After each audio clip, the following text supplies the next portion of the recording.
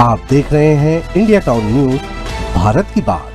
सचेत करना है मेरे एससी, एसटी, ओबीसी और अति पिछड़े भाई बहनों को, क्योंकि इनको अंधेरे में रख करके ये लोग लूट चला रहे हैं। जहाँ तक मोदी का सवाल है, मैं तो पिछले 24 साल से गालियाँ खा करके गाली प्रूफ हो गया हूँ। जो लोग बड़े सपने देख करके बड़े वादे कर रहे थे, उनके लिए भी आखिरी दौर है। वो कहते थे 370 हटेगी तो कश्मीर चला जाएगा। आज ये सत्य हो गया कि 370 हटने के बाद ज़्यादा एकता की अनुभूति हो रही है।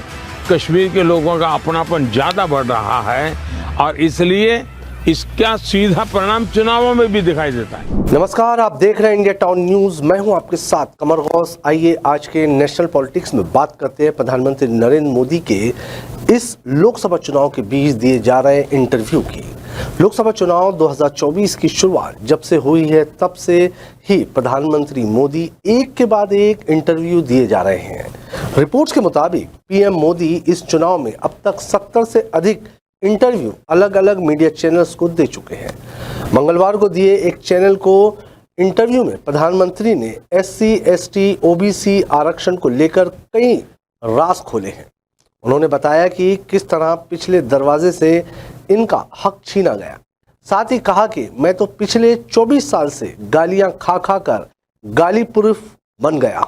सचेत करना है मेरे एससी, एसटी, ओबीसी और अति पिछड़े भाई बहनों को, क्योंकि इनको अंधेरे में रख करके ये लोग लूट चला रहे हैं। जहाँ तक मोदी का सवाल है, मैं तो पिछले 24 साल से गालियाँ खा करके गाली प्रूफ हो गया हूँ। जो लोग बड़े सपने देख करके बड़े वादे कर रहे थे, उनके लिए भी आखिरी दौर है।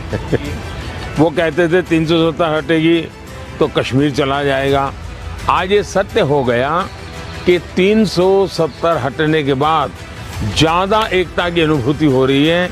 कश्मीर के लोगों का अपनापन ज़्यादा बढ़ रहा है और इसलिए इसका सीधा परिणाम चुनावों में भी दिखाई देता है। दरअसल मंगलवार को प्रधानमंत्री नरेंद्र मोदी ने एक इंटरव्यू में कई मुद्दों पर विस्तार से अपना पक्ष रखा।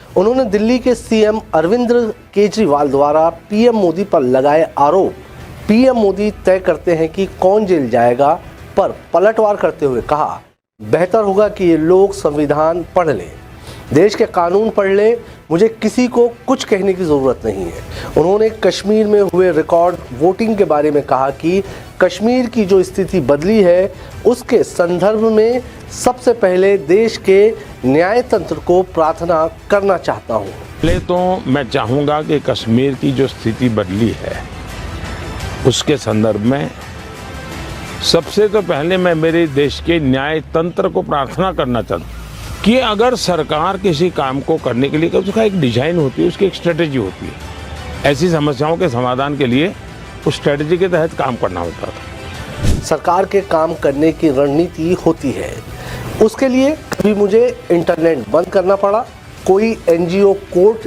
चलाया गया और कोर्ट में वे मुद्दे बन गया। भले ही मैंने कुछ समय के लिए इंटरनेट बंद किया था, लेकिन आज वहाँ के बच्चे बहुत गर्व के साथ कहते हैं कि 5 साल से इंटरनेट बंद नहीं हुआ है। 5 साल से हमें सभी सुविधाएं मिल रही है।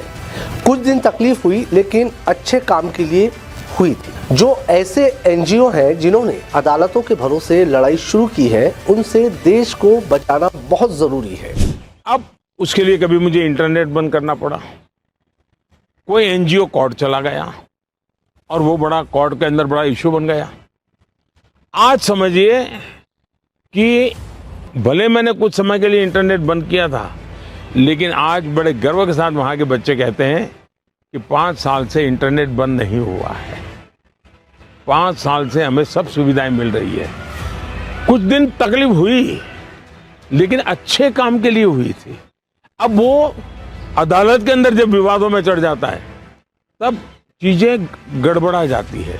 तो ऐसे जो एनजीओ हैं जिन्होंने अदालतों के भरोसे लड़ाई लड़ना शुरू किया है, एक तो देश को उनसे बचाना बहुत जरूरी है।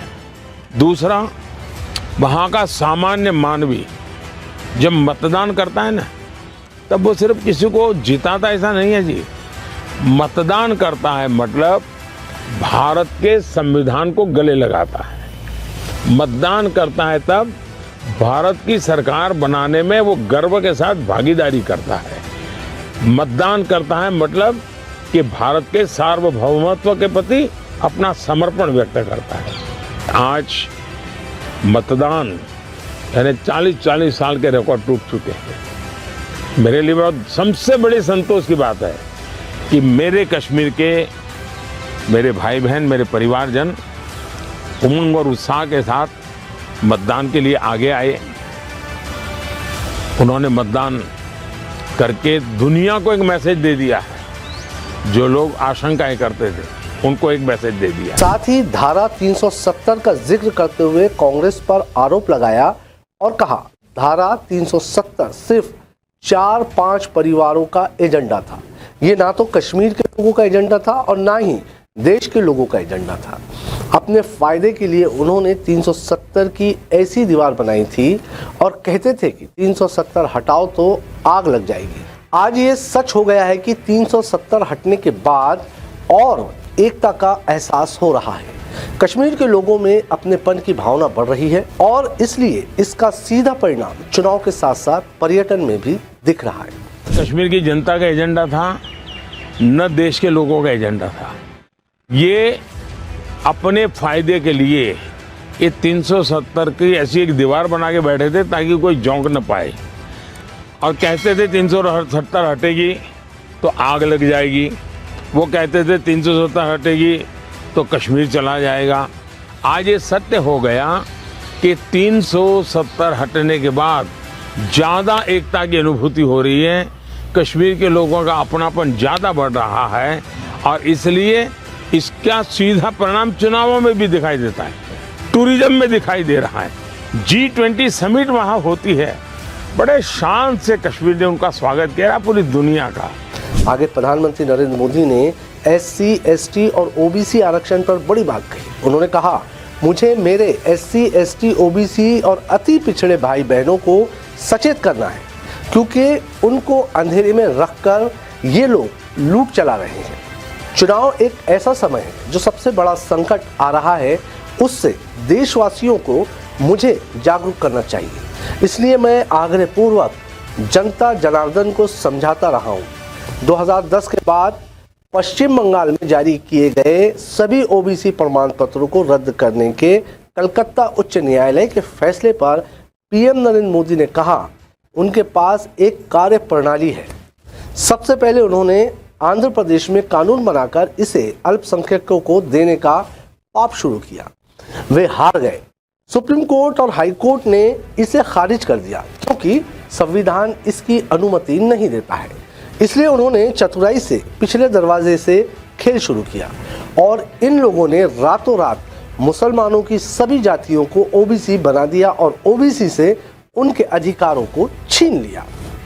जब हाई कोर्ट का फैसला आया तो साफ हो गया कि इतना बड़ा फर्जीवाड़ा हो रहा है। लेकिन उससे भी ज्यादा दुर्भाग्यपूर्ण ये वोट बैंक की राजनीति के लिए अब वो न्यायपालिका का भी दुरुपयोग कर रहे हैं। ये स्थिति किसी भी तरह से स्वीकार नहीं की जाएगी। पहले इन्होंने कानून बना करके माइनॉरिटी को देने का पाप शुरू किया।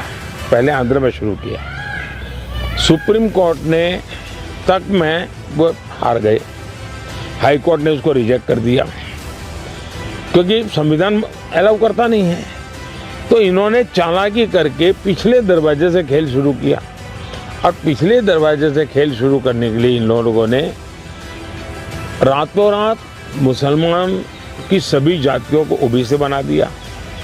सभी जातियों को OBC बना करके जो OBC का हक था वो रातों रात डाका डाल दिया, लूट लिया। और इसके खिलाफ चुनाव की सरगर्मी चल रही है। तब हम तो बोल ही रहे थे कि भाई ये हो रहा है, कर्नाटक में हुआ है, मैंने बताया था।